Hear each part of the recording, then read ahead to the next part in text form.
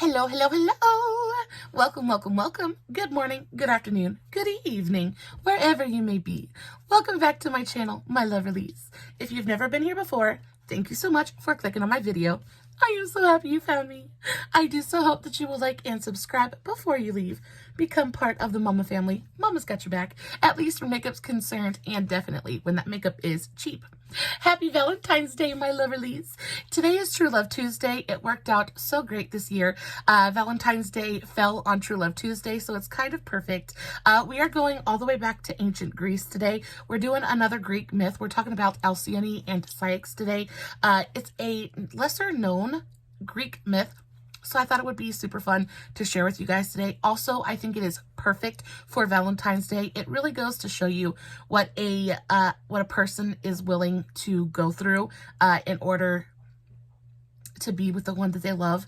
And as most Greek myths, it's equal parts tragic and beautiful. So I hope that you have just a little while to sit back, relax, hang out with me for a little while. So if you've never been here for True Love Tuesday, I sit here and I do my makeup and I tell you a gorgeous love story. And today I already have my eye makeup done, but that is because today's story is pretty short. Usually when I do the Greek myths, they're fairly long and pretty involved, but this one is short and sweet and simple. So I wanted to come on and have most of my makeup done so that I might be able to finish it by the time I was done telling the story. For my eyes today, I did do a TikTok on this look if you are interested. I used the Revolution Neon Party Vibes palette. This is a super, super cheap palette. I think this is supposed to be a dupe for the Huda Beauty Neon Pink palette, but it is a really nice palette. It is not the best eyeshadow that I've ever used, but it's by far not the worst either. They're just super, super pretty.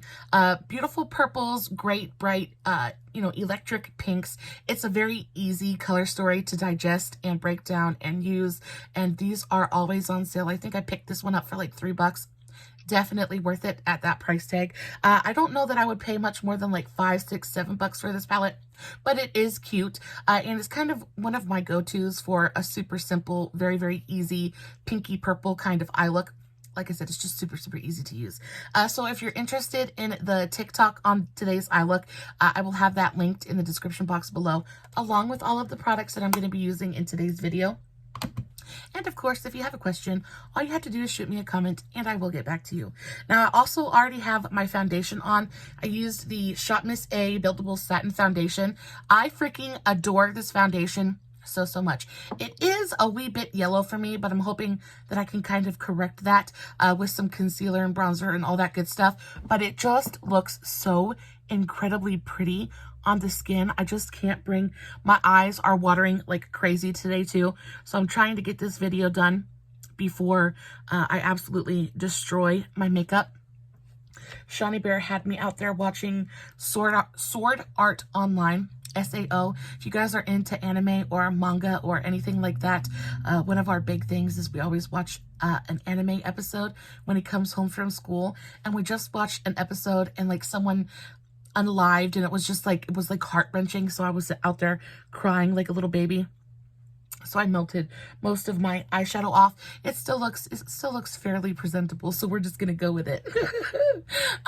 But diving right into today's video, we're talking about Alcyone and Cyex. Oh, great foundation. It's $1.55 on Shop Miss A. It's beautiful. It works beautifully on my skin. I just love the way that it goes on. It looks so beautifully, like smoothing. It doesn't look dry. It's very, very skin-like. It doesn't look dewy, but it doesn't look matte either. It just looks like skin.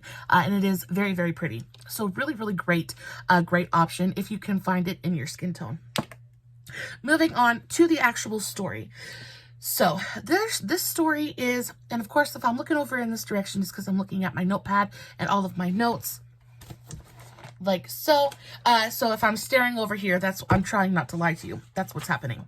So their story is very touching, and it portrays, basically, it portrays a love that triumphs over evil, right? It triumphs over challenges.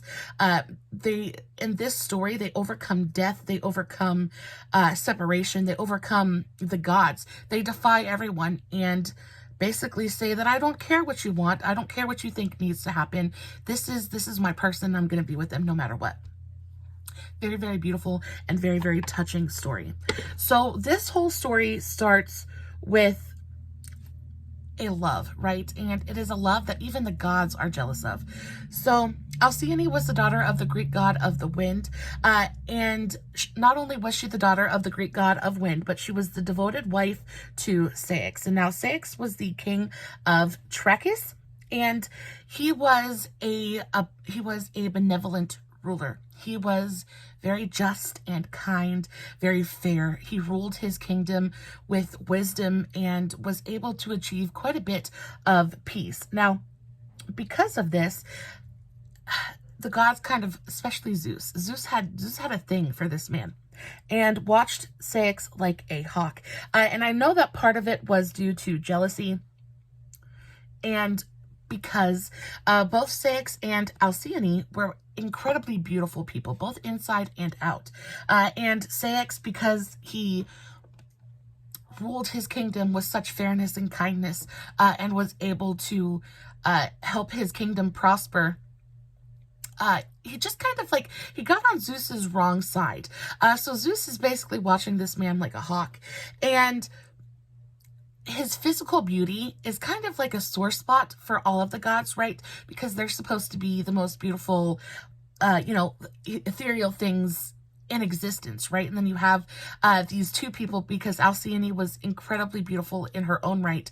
Of course, she's the daughter of a god. But Ceyx's father was the morning star. So he was, had heavenly genomes, heavenly genes as well. So it's only fair that they're incredibly beautiful people. But it would be okay if they were incredibly beautiful. But not only were they incredibly beautiful, but they were incredibly happy as well. And the love that these two shared was entirely too much. It produced entirely too much envy in the gods. And this is a problem, because if you know anything about the Greek gods, they're basically teenagers, right? They're petty, and they lie, and they cheat, and they steal. And Mount Olympus is anything but a peaceful, prosperous kind of place, right? It's full of intrigue and spies, and it's just not a super happy place to be. So when they see a human who they automatically assume is, well, they just think that humans are beneath them anyway, we're nothing but ants for them to torture with magnifying glasses. They can't stand to see a human be happy, right? So they're watching these guys like a hawk, just basically waiting for them to slip up so they can punish them. Unfortunately, Zeus gets his chance. So Alcyone and Cyex have a beautiful relationship with each other. They have a wondrously happy marriage, and are just very, very happy ruling their kingdom, taking care of their people, and basically just living their lives, right? And on top of them just kind of being happy, doing their own thing, they're just good people. And when you are with your hubby or with your lady, and you guys are kind of like playing around with each other, 9 times out of 10 you have a nickname for your spouse. And because they are king and queen, and because, they kind of rule the roost where they're at, they refer to each other as Zeus and Hera. And Zeus did not like this. This came across to Zeus like they were being arrogant. He thought that this was blasphemous. He thought, how dare they compare themselves to the gods, right? This is a no-no. We're not going to have this. And honestly, he should have viewed it as much more of a compliment, right? Because if they're comparing, they weren't really comparing themselves to the gods, right? But in Zeus's mind, if they are comparing themselves to Zeus and Hera, and they're so happy and they're so beautiful, he should have taken it as a compliment and said, oh, well, yeah, But like I said, because he's so unhappy on Mount Olympus, and because really his relationship with Hera was anything but happy and peaceful, he took serious offense to this. And from that point was basically, again, just kind of looking for a way to punish them. Even though he knew in the back of his brain that they didn't deserve that, right? He's going to do it anyway, though, because he's Zeus and he can do whatever he wishes. Unfortunately, he gets his opportunity sooner rather than later. So Ceyx's brother ends up passing away, and Cyex enters a period of mourning. And as he's in his mourning period, he keeps seeing these omens, these very, very bad omens. He keeps seeing these signs that tell him something is wrong, and he just doesn't know, doesn't know what they're trying to warn him against, right? So he's trying to figure it out, and he just can't figure it out, and so he decides that he needs to go on a trip. He needs to go see the Oracle. Now, in order for him to go see the Oracle, he has to make a very long and very, very dangerous journey across the sea, across the ocean, to go visit the Oracle. Now, Alcyone instantly knows that this is not a good idea. She says, please don't go. This is not a good idea. I don't think that this is what you're supposed to be doing right now. Please don't go. He says, I have to go. I have to figure out what's wrong. I have to figure this out. She says, well, the least you can do is take me with you. Please don't leave me here. I just know that something's wrong, and I don't want to be here without you. If something happens to you, I couldn't deal with it. And if we go together, at least it will happen to both of us. You know, and we'll be together. And Cyex says, I can't do that. I could never put you in danger. I could never put you in any unnecessary danger. Just stay here and wait for me. He said, I will return to you. So, of course, that's what she does. She stays, and she stands on the shore and watches as the love of her life gets onto this boat and sails out of the harbor. And little does she know that this is going to be the last time that she sees him alive. And she is heartbroken about it. She just knows that something is awfully, awfully wrong. She can't put her finger on what, but she just knows that something isn't right. And like in the pit of her stomach, her woman's intuition is telling her that this is wrong. This is bad. Of course, she can't do anything about it, so she just sits there and she watches as he leaves. Now, of course, Zeus is watching them like a hawk, and he knows exactly when this man leaves the shore, and he sits there and he's just like, I can just see him kind of giggling to himself, a very evil little laugh, and he waits until Cyex gets to the very middle of the ocean. There's nowhere for him to run, there is nowhere for him to hide, and he releases this gigantic thunderbolt, right? And after he releases this thunderbolt, it causes a furious hurricane, and the hurricane quickly heads toward the boat, heads toward Ceyx's ship. Now, as this storm brews, Cyex knows that his time has come to an end. He knows that his mortal life is over. So he drops to his knees, and with his very, very last breaths, he prays. He prays to the gods. He says, please let my body wash to shore. Please let me come ashore before anything eats me, before my body becomes unrecognizable. Please let my wife be able to say goodbye, and please let her be able to say my final rites, my last rites. And with it, when the very last sentence is uttered, he takes his last breath and he drowns. Now, Alcyone has no idea what's going on, right? She doesn't know. She's waiting and she's waiting and she's waiting. She's staring out the window and she's standing on the shore, and she is just praying that she sees his sails, that she hears something, and she waits and she waits and she waits and she waits and she waits for a very, very long time and still hears nothing. And so she begins to pray. So she begins to pray furiously to specifically Hera. And she prays to Hera, please return him to me. Please help me, find out what's happened to my love. I can't take this not knowing anymore. And Hera is overcome with a profound sadness for Alcyone, because of course Hera knows exactly what's happened, right? She knows what Zeus did. She knows why Zeus did it, and pretty much knows that it's not fair. It's not fair that Zeus has punished these people when they really haven't done anything wrong.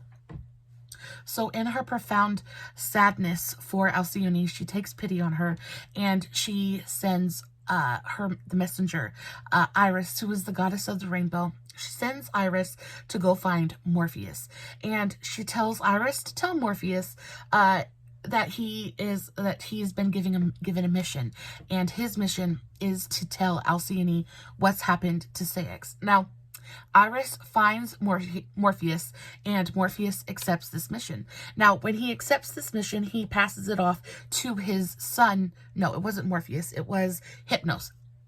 Iris finds Hypnos, who is Hypnos is the god of sleep and comforter of the afflicted. And Alcyone is definitely afflicted right now. She is in immense pain. Her heart is breaking. It's broken. Her mind is about to break. So was it more Hypnos? Hypnos is put in charge of telling her what has happened to Cyex. Now, Hypnos passes this off to his son, Morpheus, and Morpheus is able to come find you in a dream. And Morpheus is really, really good at creating apparitions, right? And it's kind of like he's kind of the perfect guy for the job. So Morpheus is entrusted with this mission. So he goes to Alcyone and he finds her in her sleep, and he tells her he takes the form of Cyex. He takes the form of her dead husband. And he tells Alcyone, he says that Cyex is dead, that he is no longer in pain. He tells Alcyone how Cyex died, and basically is just telling her that the wait is over. We're very, very sorry, but he's no longer in pain. He is now at peace, and, you know, he's in Elysian Fields, and you will see each other again one day. And Alcyone can't take it. She loses her mind. And, you know, rightly so. She is completely and totally distraught. So she runs to the shore, and the entire time she's running to the shore, she is screaming and she's wailing, and she is completely and totally overcome with grief. And she's tearing at her garments, and she's throwing herself to her knees, and she is basically begging the gods to bring him back, bring him back, bring him back. Like, how could they take him from her? He didn't do anything wrong. They didn't do anything wrong. This isn't fair, and they didn't deserve this, which all of that is true. And all the while she's doing this, all of the gods are looking down on her, and they are all experiencing so much grief. They all feel so terrible and so guilty because they have ruined these people's happiness for absolutely no reason. And then, of course, Zeus, seeing her pain, he's starting to maybe regret his actions just a little bit.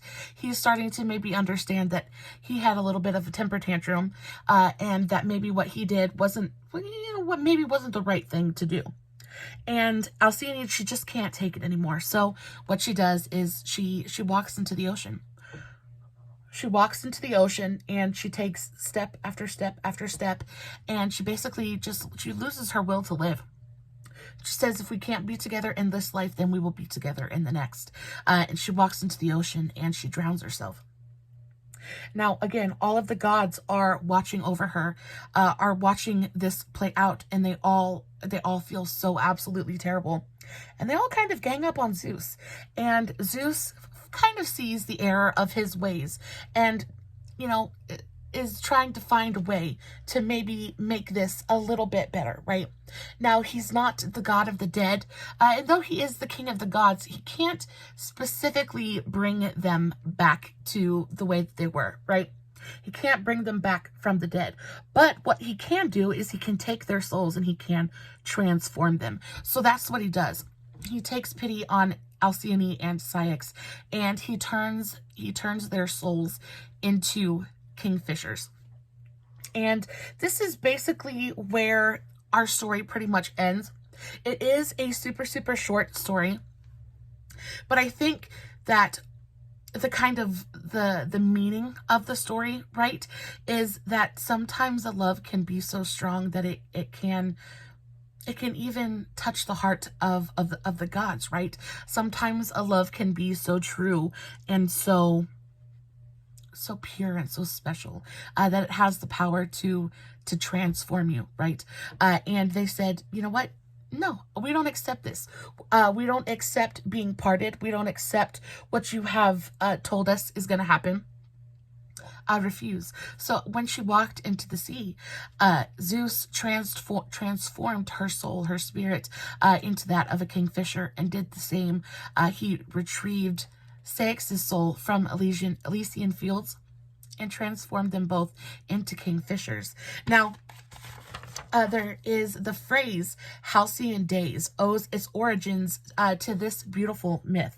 And it is said, according to the legend, for 2 weeks every January, Alcyone's father calms down the winds and the waves so that Alcyone, in the form of a kingfisher, can safely make her nest on the beach and lay her eggs. Hence the term for halcyon days. And I've heard that term before and never really knew what it meant, but that's what it means. Halcyon days refers to a time of great peace and calm, and I think it's so fun. Greek myths are often very, very tragic, but I love the way they have of taking something that people of the time didn't quite understand, and it just kind of it just tries to make sense of things that happen in nature, and it just gives very, very human qualities to things that aren't necessarily human at all. And I think it is so incredibly interesting. And I love when they put love at the heart of it, right? Because love is one of the strongest human emotions. I think love and anger are the strongest human emotions. And especially, and it's quite often that love and anger kind of walk that line. They're very, very close together. So I think that Zeus wanted that love. He wanted that peace and that happiness that they shared together so much that he was willing to destroy it because he couldn't have it. And I find that often happens in the world now as well. You find people will come across something wonderful and beautiful, and because they don't have that in their lives, they will try to tear it down and make it meaningless. And I think that is super, super sad. That is the end of today's video. I hope that you enjoyed today's story. Let me know in the comments if you had ever heard this story before. I had never ever heard it, and I thought it was a super fun one to share with you guys on Valentine's Day. I don't have my makeup done, but I got pretty much most of it done. I'm going to pop on a little bit of powder and a little bit of blush. I will, of course, post finished pictures over on Instagram and Facebook. The links for all of my socials, TikTok, all that good stuff is going to be in the description box below, along with all the products in today's video. Guys, I love you so, so very much. As always, no filters, no edits, no fancy lighting. It's just me sitting in front of my camera telling you guys a love story, hoping you guys are enjoying what I'm doing. Before you leave, make sure you give me a big old thumbs up. Let me know you're enjoying the content. And until next time, stay safe, take care of yourselves, and remember, you're important. Bye.